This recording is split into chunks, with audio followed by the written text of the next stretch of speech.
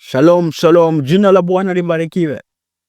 Karibu katika siri za Biblia. Leo tutaelewa siri za Biblia na jinsi ya kumjua Mungu, maana Biblia ni siri za Mungu, nazo hizo siri zinafunuliwa wanyenyekevu, maana wanyenyekevu ndio ambao hufunuliwa siri za Mungu, na wanyenyekevu ni wanaonyenyekea mbele za Bwana na kuwa wapole na kumpendeza Bwana katika maisha ya hao ndio huzijua siri zote za Mungu. Maana maandiko yanasema, sitafanya jambo lolote bila kumfunulia mtumishi wangu nabii siri yangu. So Mungu ana siri na anatafuta leo ni mtu gani atamfunulia hizo siri katika kizazi cha leo.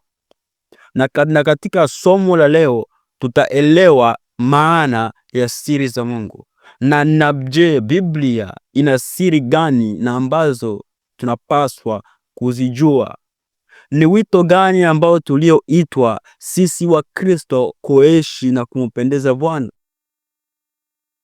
ili tupate kufika katika viwango na uweza wa Kristo Yesu? Maana maandiko nasema kwamba katika kitabu kile cha Waefeso sura yake ya 4 mstari wake wa 11, maandiko matakatifu yanasema kwamba naye alitoa wengine kuwa mitume na wengine kuwa manabii na wengine kuwa wainjilisti na wengine kuwa wachungaji na walimu, kwa kusudi la kuwakamilisha watakatifu, hata kazi ya huduma itendeke, hata mwili wa Kristo ujengwe, hata na sisi sote tutakapofikia umoja wa imani na kumfahamu sana mwana wa Mungu, hata kuwa mtu mkamilifu, hata kufika kwenye cheo cha kimo cha utimilifu wa Kristo. Shalom.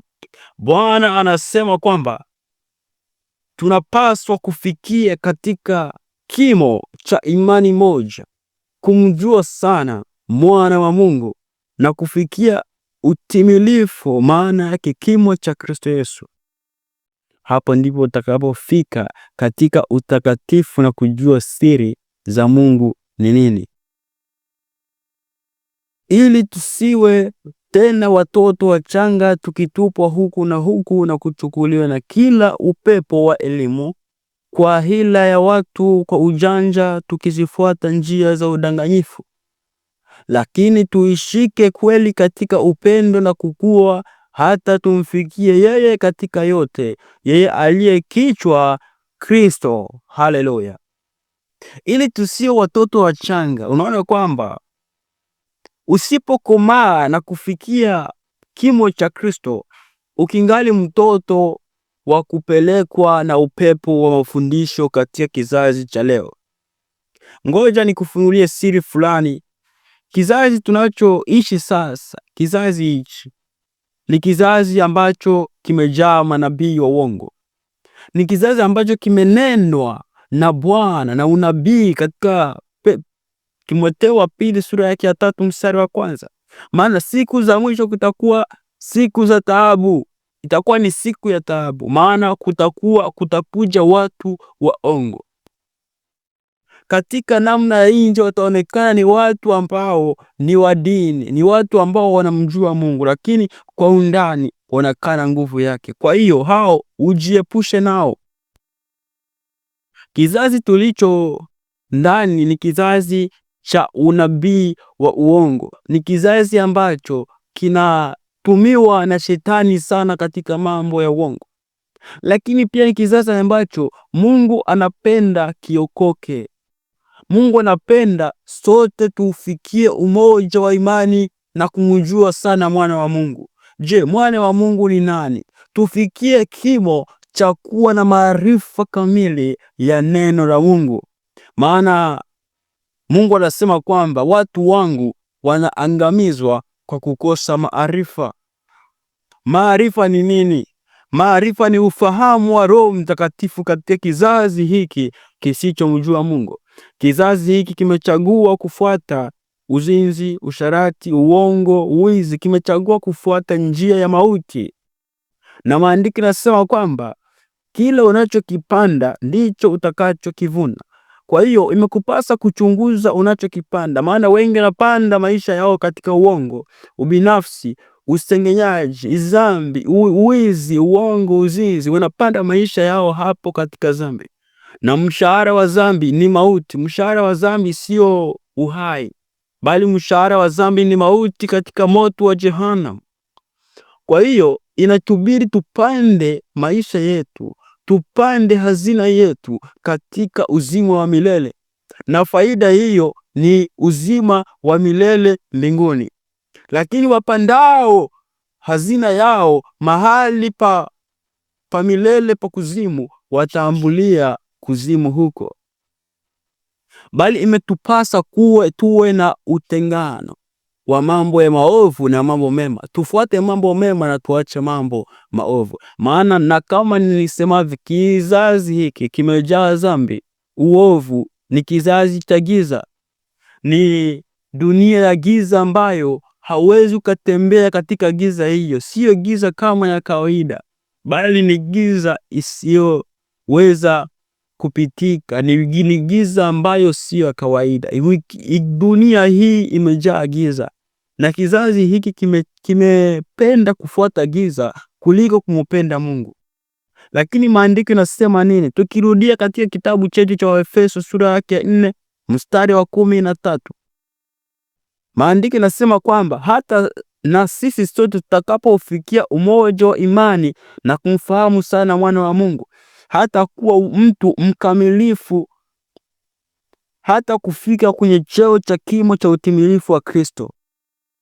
Tunapaswa kuwa wakamilifu ili tupate kufika katika kimo cha ukamilifu wa Kristo.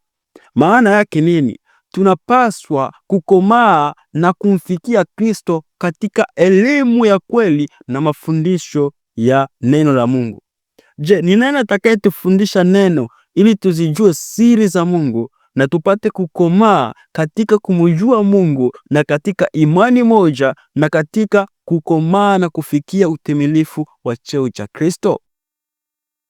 Ni Roho Mtakatifu pekee. Maana maandiko yanasema kwamba Roho Mtakatifu tuliyepewa tulimpewa Roho Mtakatifu kwa ajili ili atufundishe na kutukumbusha yote yaliyoandikwa. Kwa hiyo Roho Mtakatifu ni walazima katika maisha ya Mkristo. Usipokuwa na Roho Mtakatifu huwezi kuzijua siri za Mungu. Unahitaji Roho Mtakatifu uzijue siri za Mungu na upate kuzipambanua na kuziishi katika kweli na Roho. Tunamhitaji Roho Mtakatifu ili apate kutuongoza katika haki, utakatifu, imani, apate kutukomalisha katika elimu ya kiroho na si elimu ya dunia. Kizazi hiki kimejaa na elimu ya kimwili, elimu ya kidunia. Wametafsiri Biblia katika elimu yao ya kidunia na si elimu ya mbinguni. Wametengeneza mashule elimu, hekima ya kidunia, lakini wamesahau hekima ya Mungu. Na hekima ya Mungu ni hii Biblia takatifu. Biblia haiwezi kufundishwa na mwanadamu. Biblia inafundishwa na Roho Mtakatifu. Kwa hiyo ili uzielewe siri za Mungu, mtafute Roho Mtakatifu. Mtafute Mungu wa kweli ambaye ni Yesu Kristo, naye atakufunulia siri za Biblia. Biblia ina siri kubwa sana na ambazo hauwezi kuzielewa kwa mafundisho ya wanadamu. Huwezi kuzielewa kwa elimu isiyo ya Mungu, bali elimu itokayo kwa Mungu na iletayo na Roho Mtakatifu inayofundishwa na Mungu mwenyewe ndiyo elimu ambayo ni ya Biblia. Maandiko matakatifu yanatufundisha kwamba Roho Mtakatifu ni mwalimu kwa wale ambao wako naye. Bila Roho Mtakatifu hatuwezi tukapata kibali cha kuingia mbinguni. Bali Roho Mtakatifu ni alama ya kwamba kuna kuja siku ambayo tutaokolewa na kupata uzima wa milele. Kwa hiyo tunaokolewa kupitia Roho Mtakatifu aliye ndani mwetu, ambaye huyo Roho Mtakatifu anatufundisha yale ya mbinguni na atuongoza kujua kweli na kukataa ubaya. Kwa hiyo Roho Mtakatifu ndio msingi wa Mkristo. Neno la Mungu ndio msingi wa Mkristo. Usipokuwa na Roho Mtakatifu huwezi kuzijua siri za Biblia, bali siri za Biblia zinafunuliwa kwa wale ambao wamenyenyekea kwa Mungu na kujazwa na Roho wa ukweli, ambaye atawafundisha na kuwaongoza na kuwakumbusha yale yote ambayo yameandikwa. Kwa hiyo mtafute Roho Mtakatifu, jazwa na Roho Mtakatifu, nawe utazijua siri za Mungu. Dumu katika imani moja. Dumu katika imani moja ya Biblia. Dumu katika kumjua Mungu, kumjua mwana wa Mungu, kujua uungu wa Mungu. Mungu ni nani? Yesu Kristo ni nani? Na ujue uungu wa Mungu kamilifu, nawe utakuwa pamoja na Mungu, utamjua Mungu, utashinda dhambi yote. Maana Mungu ametuita katika wito wa kuishi maisha matakatifu. Wito wetu wa kila Mkristo ni kuishi maisha matakatifu, kuishinda dhambi na kuiacha. Maana dhambi, mshahara wa dhambi ni kifo, bali mshahara wa utakatifu na haki ni uzima wa milele. Kwa hiyo Mungu ametuita katika huduma ya utakatifu. Tumjue Mungu kwa ukamilifu na tudumu katika haki na uadilifu, na tukomae tu watu waliokomaa katika Kristo. Maana yake tufundishwe na Roho Mtakatifu, tufundishwe na Roho Mtakatifu na kudumu katika msingi wa neno la Mungu ambao ni Mungu mwenyewe. Maana Mungu ni neno, Yesu Kristo ni neno, naye neno ni Yesu Kristo. Wakiwa na Yesu Kristo ndani mwako utazijua siri za Mungu. Kwa hiyo mtafute Roho Mtakatifu akufundishe, maana yeye ndiye anayetufundisha, ananifundisha, anamfundisha, anakufundisha, anatufundisha, maana sisi sote ni wanafunzi wake. Na yeyote ambaye anayenyenyekea kwa Mungu anafundishwa na Roho Mtakatifu. Maana Biblia ni kitabu ambacho kinabeba mwongozo wa maisha yetu, kinabeba mwongozo wa wito wetu, maisha yetu, wito, imani, yote katika Biblia. Wewe imetupasa sote tuweke maneno ya Mungu ndani yetu ili tupate kumjua Mungu. Manabii wa uongo wanajaa, manabii wengi ambao hawaifundishi kweli, ambao hawaitetei kweli, wala hawako tayari kufa kwa ajili ya kweli, bali wanapenda pesa na fedha zimewakamata. Tamaa za fedha zimewabana, na kwa hiyo wanaikataa kweli, bali wanawapotosha watu na kuangamiza katika kuzimu. Bali Mungu amekuja ili tupate uzima, na huo uzima tuupate tele, ambao ni neno la haki. Maana maandiko nasema kwamba maneno ni yanenayo ni roho na ni uzima. Kwa hiyo maneno ya Mungu ni uzima na ni roho. Ukiyapokea utapata ule roho wa ukweli. Ukiyapokea kwa moyo utapata ule uzima wa milele ndani ya maisha yako. Kwa hiyo siri za Mungu haziko kwa watumishi. Siri za Mungu haziko kwa mtu fulani, bali siri za Mungu ziko kwa Mungu. Kwa hiyo imekupasa umtafute Mungu na kudumu katika utakatifu na usafi. Weka moyo wako kuwa safi, naye Mungu atafanya nini? Ataziweka siri zake ndani ya moyo wako. Siri za Mungu kufunuliwa kwa wanyenyekevu. Maana Mungu huwashusha wenye kiburi, wanaojiinua, wasiopenda kuzijua siri za Mungu, wanaofuata uongo na unabii wa uongo usiofaa. Wao wanashushwa, bali Mungu anajiinulia watu wake ambao ni wanyenyekevu, naye wafunulia siri zake. Biblia ni siri ya Mungu, na katika maarifa na ufahamu wa mwanadamu haiwezekani kuijua, bali tunaijua kupitia maarifa na hekima ya Roho Mtakatifu, na hekima safi itokayo mbinguni, na isiyo hekima ya dunia hii. Na hekima ni Roho Mtakatifu, ni Yesu Kristo akaaye ndani mwetu. Maana tumeungana na Bwana, naye anaungana nasi. Ukiwa na Mungu ndani mwako, tayari una siri za Mungu ndani mwako, una uzima wa milele ndani mwako. Kwa hiyo bila Roho Mtakatifu hatuwezi tukauone ufalme wa mbinguni, bali imetupasa kuzaliwa kwa maji na kwa Roho.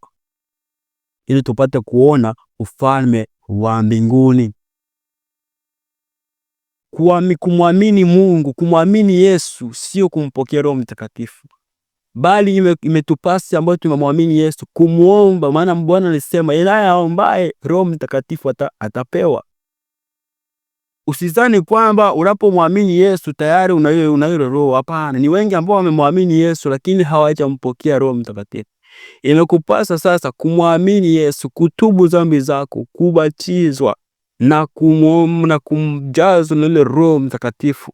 Tunajazwa na Roho Mtakatifu kwa kufungua mioyo yetu kwa Mungu na kuwa tayari kumpokea, na anapokaa ndani mwetu tayari anatufundisha na kutuelekeza uzima wa milele ambao ni neno la uhai.